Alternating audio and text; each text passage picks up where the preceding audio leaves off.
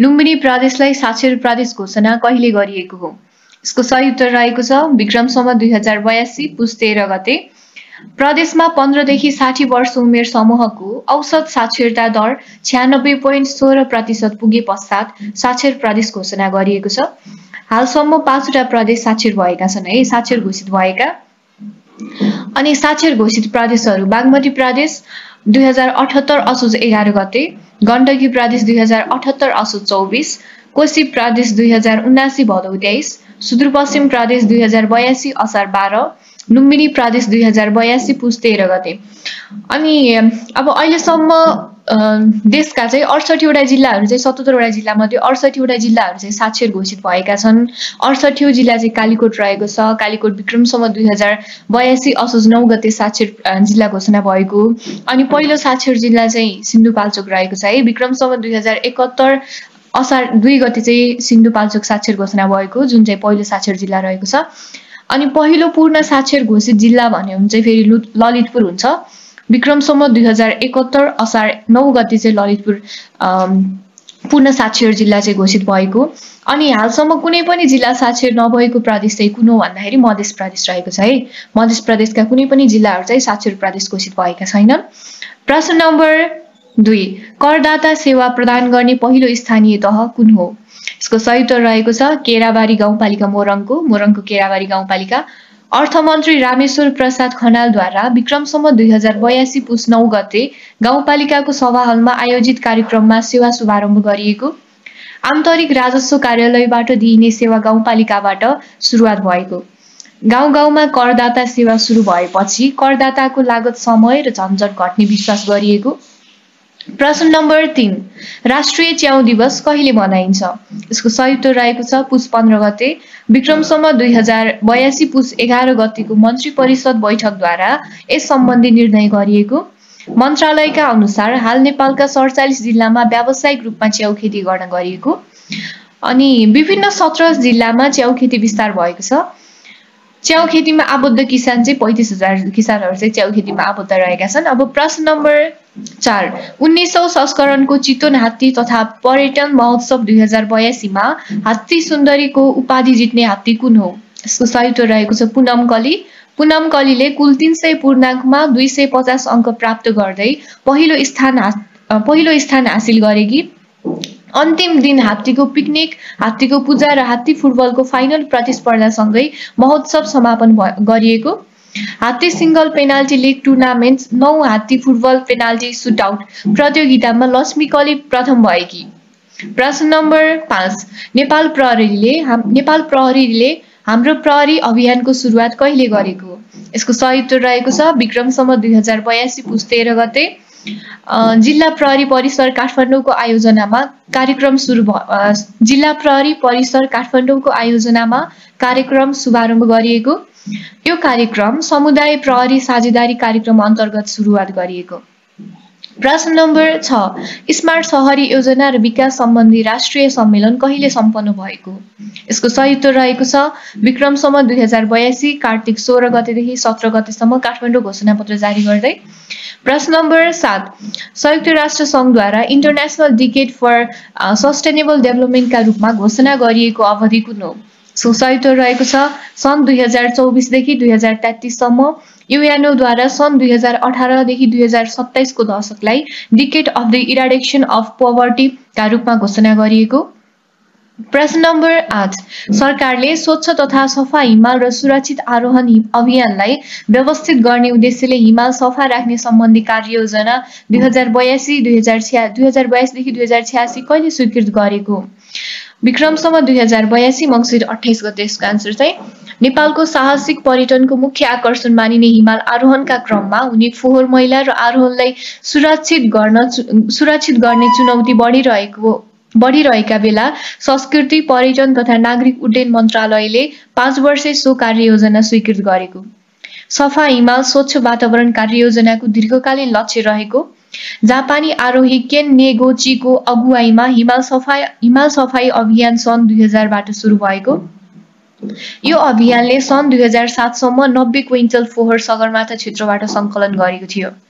सन् 2019 देखि नेपाली सेनाले सफा हिमाल अभियान सञ्चालन गर्दै आएको नेपाली सेनाले सञ्चालन गरेको यो अभियानबाट हालसम्म कुहिने र नकुहिने गरी 1,19,056 किलोग्राम फोहोर, 12 मानव शव र 4 मानव अस्थि पञ्जर समेत संकलन भएको।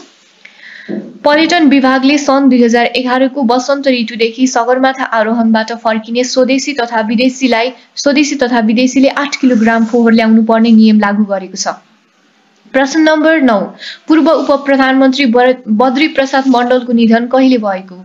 सही उत्तर रहेको छ विक्रम सम्वत 2082 पुस 8 गते 88 वर्षको उमेरमा निधन भएको। बहुदलीय व्यवस्थाको पुनर्स्थापनापछि तथा शाही कालमा गरेर उहाँ पटक पटक मन्त्री तथा उप प्रधानमन्त्री समेत हुनुभएको। 2055 सालदेखि तत्कालीन नेपाल सद्भावना पार्टीको उपाध्यक्षको जिम्मेवारीमा रहेर राजनीतिमा सक्रिय हुनुभएको। नेपाल सद्भावना पार्टीका अध्यक्ष गजेन्द्र नारायणको निधनपछि उहाँ सोही पार्टीको कार्यवाहक अध्यक्ष समेत हुनुभएको थियो। 2062-63 सालको जनआन्दोलनबाट मुलुकमा गणतन्त्र स्थापना भएपछि उहाँले तत्कालीन नेपाल सद्भावना पार्टीको अध्यक्षबाट राजीनामा दिएर राजनीतिक जीवनबाट अलग रहँदै आउनुभएको थियो। प्रश्न नम्बर 10, अन्तर्राष्ट्रिय टी20 क्रिकेटमा एकै ओभरमा 5 विकेट लिएर नयाँ विश्व रेकर्ड कायम गर्न सफल क्रिकेटर को हुन्? सही उत्तर गेदे प्रियान्दा इन्डोनेसियाबाट। सन् 2025 डिसेम्बर 23 मा कम्बोडिया विरुद्धको खेलमा सो कीर्तिमान कायम गरेका। प्रश्न नम्बर 11, खुसीको कुनै चाबी छैन किनकि यसको ढोका कहिले बन्द हुँदैन भन्ने व्यक्ति तो को हुन्? सही उत्तर मदर टेरेसा। प्रश्न नम्बर 12, नेपाल BFSI शिखर सम्मेलन 2025 कहिले सम्पन्न भएको? सही उत्तर सन् 2025 डिसेम्बर 19 काठमाडौँमा सम्पन्न भयो। प्रश्न नम्बर 13, अन्तर्राष्ट्रिय आप्रवासन दिवस कहिले मनाइन्छ? यसको सही उत्तर रहेको छ डिसेम्बर 18। सन् 2025 को नारा चाहिँ 25औं नारा रहेको छ, 25औं रहेको छ। श्रम आप्रवासनको चक्रमा सुशासन, सुरक्षित, मर्यादित र सिपयुक्त आप्रवासन। प्रश्न नम्बर 14, पोखरा महानगरपालिकाद्वारा स्थापना दिवसको अवसरमा पोखरेली नवरत्न अवार्डबाट सम्मानित 2022 पुस हुने व्यक्तित्व को हुन्? चन्द्रकान्त बराल रहेका छन्। नेपथ्यका अमृत गुरुङ, उद्योगपति चन्द्रकृष्ण कर्माचार्य, साहित्यकार तीर्थश्रेष्ठ, पत्रकार तिलकमान गुभाजु, प्राडा बुद्धिबहादुर थापा, शिक्षासेवी प्राडा वीरेन्द्र सिंह गुरुङ, महिला उद्यमी रामकली खड्गा र उद्योगी हरिप्रसाद पाण्डे। पुरस्कार राशि जनही 2,02,202 रुपैयाँ, ताम्रपत्र र पदक रहेको छ। प्रश्न नम्बर 15, NSSF 13 किन्डर ओलम्पिकको उद्घाटन कहिले गरिएको?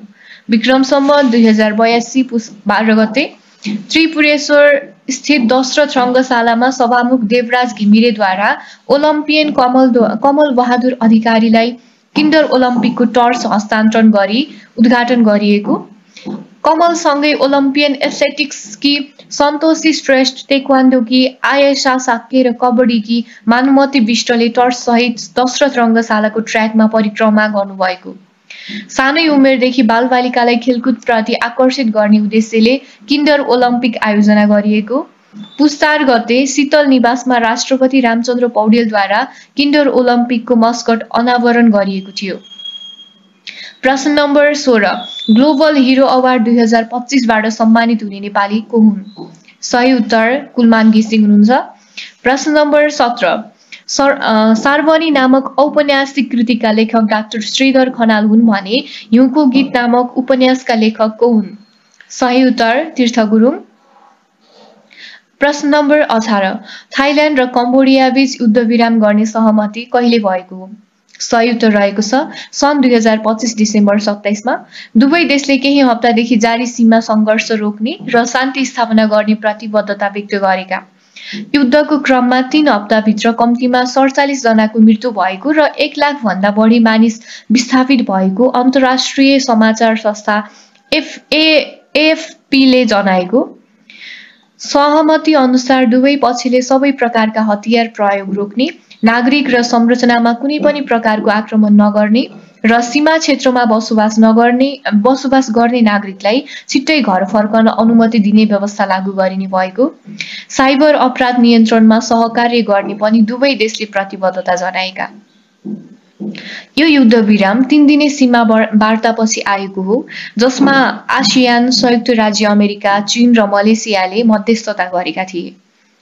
विवाद पुरानो उपनिवेशकालीन सीमाङ्कनका कारण सुरु भएको हो, जहाँ प्राचीन मन्दिरमा दुवै देशको दाबी छ।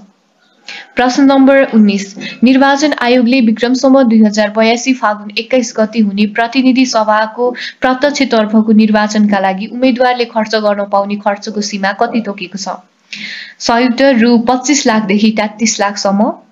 आयोगले 165 निर्वाचन क्षेत्रलाई 5 वर्गमा विभाजन गरेर 15 लाखदेखि अधिकतम 33 लाखसम्म खर्च गर्न पाउने सीमा निर्धारण गरेको